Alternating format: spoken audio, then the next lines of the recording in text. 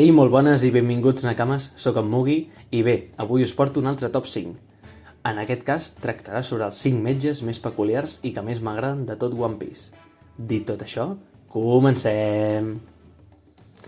En el lloc número 5 tenim Antegata Ringana. En Ringana és un metge de Dressrosa de mitjana edat que va intentar ajudar els seus pacients amb l'amenaça de la Torikago, o sigui, la gàbia d'ocells que va fer en Doflamingo. Va haver-hi un moment en què ell i les infermeres van caure rendits al perdre l'esperança de poder ajudar els pacients i civils ferits. No obstant això, quan l'antic rei Enrico Udol III va encoratjar a tots els habitants, en Ringana va augmentar els seus esforços per evacuar els pacients ràpidament. En resum, que és un bon home i un bon metge dintre el que cap clar. Cal dir que no sabem on té la seva consulta o on està l'hospital on treballa. Suposem que actualment estarà a Dressrosa fent vida normal i seguint amb el seu ofici de metge, ja que sembla ser el més obvi. I per acabar, actualment no sabem el seu aniversari. Esperem que s'acabi revelant en un SBS o databook. Dit tot això, passem al lloc número 4. En Qiu-Qiu. En Qiu-Qiu és el metge de Water-7 que va examinar l'iceberg, després de que fos atacat pel CP9. Pel poc que sabem d'ell, sembla ser una persona tranquil·la i que manté la calma, ja que se'l va veure molt calmat mentre examinava l'iceberg. Pel que podem comprovar, sembla ser un metge i doctor que porta la seva professió al cor. Estima i li apassiona la medicina, ja que té una creu de metge vermella al front. Com a curiositat, és el segon metge en tota la sèrie en aparèixer amb el nas de color. En el seu cas, és vermell. El primer és en Chopper amb el seu famós nas blau. Cal dir que no sabem on té la seva consulta o on està l'hospital on treballa. Suposem que actualment estarà a Water-7 fent vida normal i seguint amb el seu estimat ofici de metge, ja que sembla ser el més obvi. I per acabar, actualment tampoc sabem el seu aniversari. Esperem que s'acabi revelant en un SBS o databook. Dit tot això, passem al lloc número 3, en Potsun. En Potsun és un doctor de l'Abasta. És el metge que va curar amb ell de les seves ferides en l'explosió de l'Ubarna. En Potsun, físicament, sembla un arbre de Nadal. També té certa semblança amb en Krusty dels Simpsons. Potser són família llunyana, o al igual l'Oda va agafar inspiració amb el pentinat. En Potsun sembla ser algú sever i agraït dels fets heroics d'en Pei. Com a metge que és, té una mica de coneixement sobre la medicina. Ell és molt hàbil en això, ja que va ser capaç de salvar-li la vida a en Pei. S'ha de dir que té la consulta a prendre pel cul, ja que està enmig del desert, o sigui, que pels ciutadans és poc accessible, a menys que no facin un viatge pel desert. Això sí, pels estrangers va de conya, ja que per ells sí està accessible a la consulta del doctor Potsun, que, per cert, és el meu metge preferit de tot One Piece. Suposem que actualment seguirà vivint i treballant a la seva consulta, allà enmig del desert de l'Abasta, fent vida normal i seguint amb el seu estimat ofici de metge, ja que sembla ser el més obvi.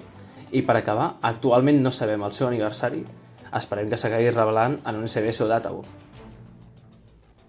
Dit tot això, passem al lloc número 2, en Ho. El doctor Ho és el metge de palau de la família reial de l'Abasta. Té un gran respecte a la medicina de Drum. Físicament sembla un bruixot, que no pas un metge. Sembla ser un metge molt curiós i ben educat. Mostra un gran interès pels altres metges, potser per obtenir més coneixements mèdics. També semblava confós pel comportament contradictori d'en Chopper, quan l'elogia. Però bé, ja coneixem en Chopper. En ser el metge de la família reial Nefertari, en Ho té uns amplis coneixements de medicina.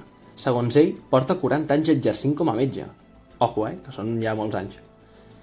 Té el costum d'estirar-se la barba i col·locar-se bé les ulleres. Suposem que actualment seguirà vivint i treballant al palau reial de la família Nefertari de l'Abasta, fent vida normal i seguint amb el seu estimat ofici de metge, i amb la seva curiositat i educació tan peculiar, ja que sembla ser el més obvi. I per acabar, actualment no sabem el seu aniversari. Esperem que s'acabi relevant en un SBS o databook. Dit tot això, passem al lloc número 1. En Nako.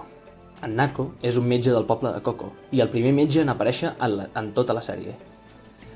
M'encanta l'estil d'aquest metge. El tio porta un mocador al cap amb una creu vermella en ell, un símbol comú per al personal mèdic, unes ulleres de sol, una bata de metge, una samarreta de ratlles verdes, uns pantalons i unes xancles normals. Això no és tenir classe, això és tenir swag. O sigui, on coi heu vist un metge amb xancletes i ulleres de sol?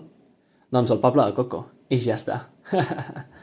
A més, el tio, a part de ser metge, és tatuador, ja que li va esborrar el tatuatge a l'Arlong a la Nami i després li va fer un de nou. O sigui, vaja puto amo, crac i artista. Joder, això no ho fa qualsevol metge. Ara, posant-nos una mica seriosos i formals, comentar que en Nako sembla que està disposat a ajudar els altres, ja que és un metge i és probablement valent, ja que es va unir als altres per tractar de derrotar l'Arlong, tot i que sabia que anava a morir. Sembla una mica rondinària quan es va quedar estupefacte i furiós quan va saber que en Rufino tenia un metge a la seva tripulació per tractar les greus ferides que tenien, com per exemple les ferides d'en Zoro. Actualment segueix en el poble de Koko fent de metge. El varen veure després del time skip amb la Nojiko, en Chavo i en Genzo portant mandarines. I per acabar, comentar que el seu aniversari està confirmat oficialment que és l'1 de juliol, així que ja sabeu com felicitar-lo. Dit tot això, com sempre, aquí teniu els comentaris per comentar què opineu sobre el top 5, si també us agraden molt aquests metges, què opineu d'aquests metges, si us en recordeu d'algun, si algun no el recordàveu, per fer una mica de feedback, com sempre.